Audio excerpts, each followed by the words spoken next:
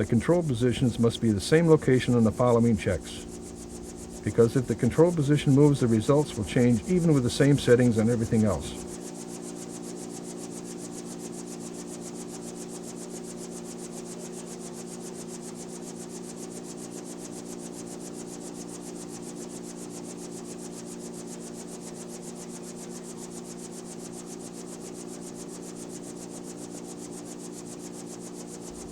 Track with the tracking stick as shown here.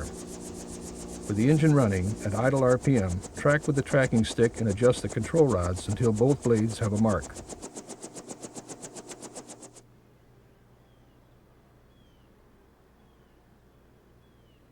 Adjust the control rod on the blade without a mark by making an index mark on the rod and turning the rod to move down for correct tracking.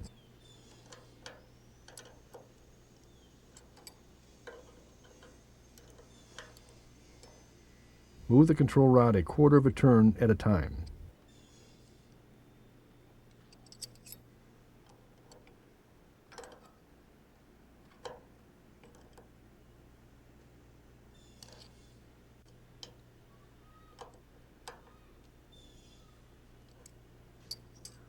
Restart the engine and allow the temperatures to move into the green.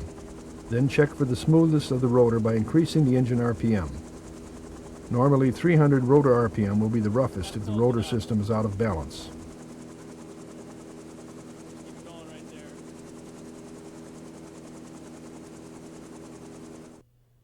If the system is out of balance, adding a number 8 screw 3/4 inches long with a 3/16 inch regular washer to the end of one blade will take care of the problem, provided of course if weight is the problem.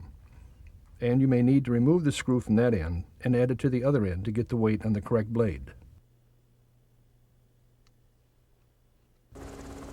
The handheld digital photo tack is used for calibrating the dual rotor engine tack on the instrument panel. This must be done the first time the engine is operated above a fast idle. To use the photo tack, hold it upwards toward the rotor blades while they are turning. The tack works by counting each time the light source is interrupted.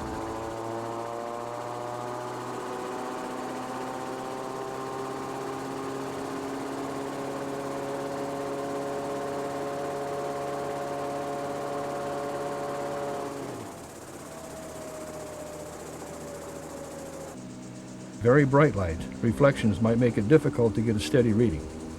If this happens, try holding the tack in a different location or point it towards the ground at the shadow of the blade.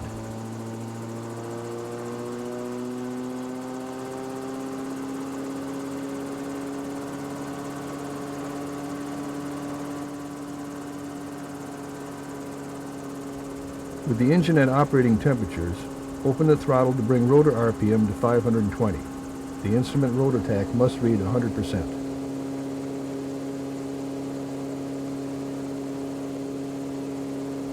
The needle of the engine tack must be in the middle of the green and aligned with the rotor's tack needle.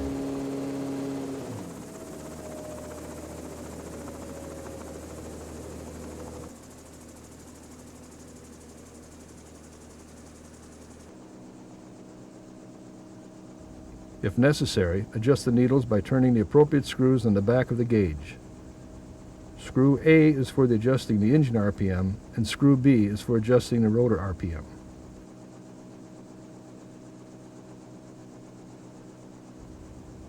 If any adjustments are made, recheck the readings after a few run-ups to verify that the gauges stay calibrated.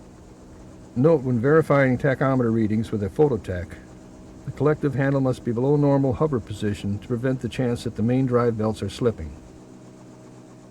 If the engine RPM needle, after calibration, rises above the green arc when the aircraft is in the light position or hovering, it is an indication that the belts are slipping. The engine should not be operated in this condition, as damage could occur to the drive belts and pulleys.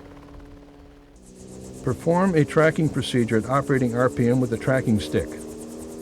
If adjustment is needed, adjustments to the reflex trailing edge will be necessary. Refer to the instructions that came with your reflex edge fixture.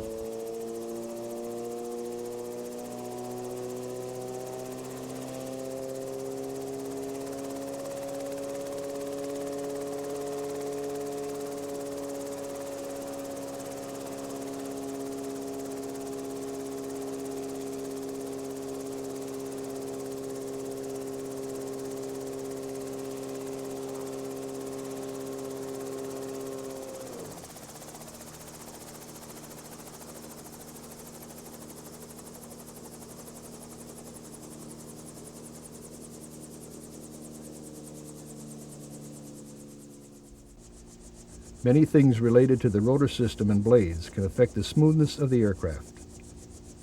It is sometimes difficult for new builder pilots to recognize the symptoms correctly. Understanding the feedback through the controls will help the pilot diagnose and correct the problem. Some of the more common problems are the following.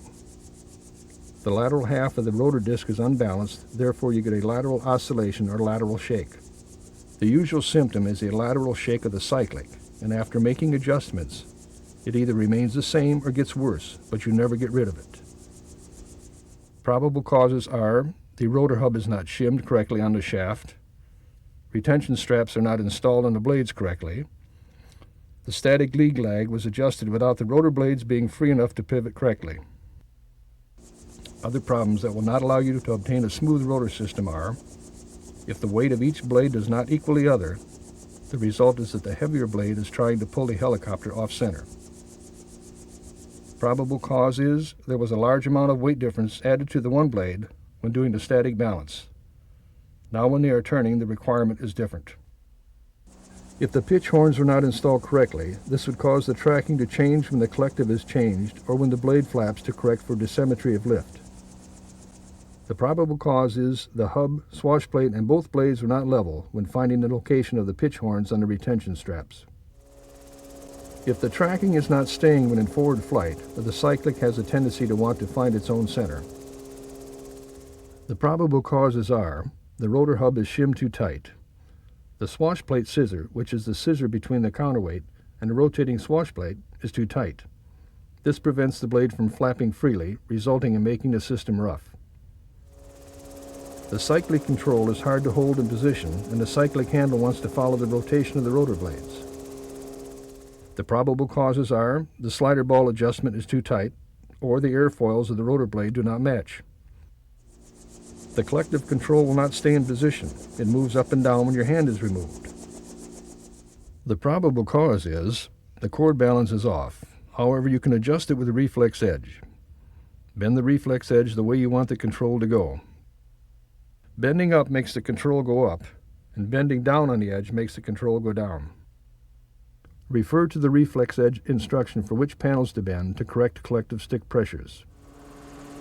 In conclusion, if the builder pilot takes the time to follow the proper rigging procedures and maintains close tolerances in setting up the main rotor system, he or she can expect to have a smooth running rotor system with normal component life.